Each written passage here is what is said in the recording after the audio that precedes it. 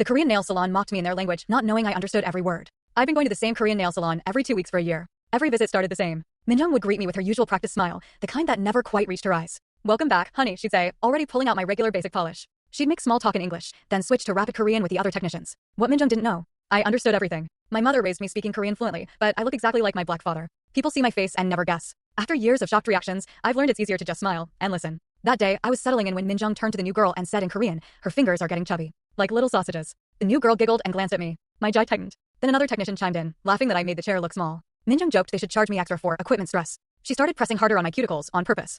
I didn't flinch. That's when they really let loose. They started comparing me to other customers. Minjung took photos of my hands without my permission. She told the others I was the worst dressed regular. She pointed out dark spots on my knuckles and said she'd posted in their group chat because the others would die laughing at how ashy I was. Then she pumped hand sanitizer 3 times and rubbed it in dramatically, like she needed to scrub off my existence. Another technician waved a magazine to fan the air. One opened a window. They all laughed. It got worse when Minjung noticed the anxiety medication in my purse. She held it up like a trophy. "She's on crazy pills," she announced in Korean. Explains why she's so ugly and weird. She started gesturing near her temple, doing that twisted circular motion people use to mock mental illness. The whole salon erupted in laughter. Other customers looked over confused, but no one understood the language. One technician muttered that no man would ever touch hands like mine. Minjung agreed, saying I probably hadn't been touched in years, and that's why I was so desperate for contact during manicures. They started making obscene gestures behind my back, reflected right there in the mirror. One mimed groping motions. Another pretended to gag and throw up. Eventually, they stopped pretending I was even human. Minjung referred to me as it while talking to customers. "Let me finish this thing first," she said, pointing at me. A Korean customer just nodded. The manager joined in, suggesting they charge a contamination fee. Minjung declared she felt dirty after touching me. She scrubbed her hands like I was diseased.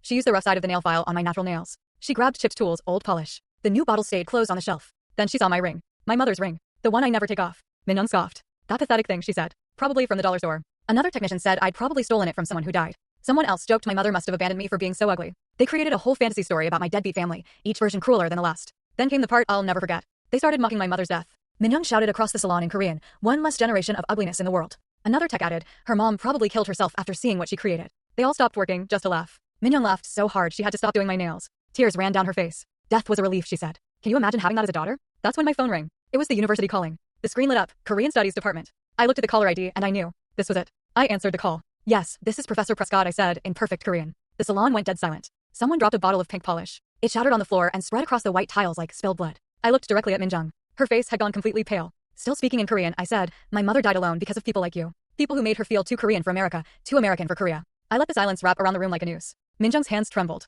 The new girl covered her mouth. One technician slowly backed away. I placed exact change on the counter. "No tip." "Keep the tips," I said calmly, still in Korean. They were my mother's way of teaching me that kindness doesn't require reciprocation. But I'm done funding your cruelty. And then I walked out, dignity intact. My mother would have been proud.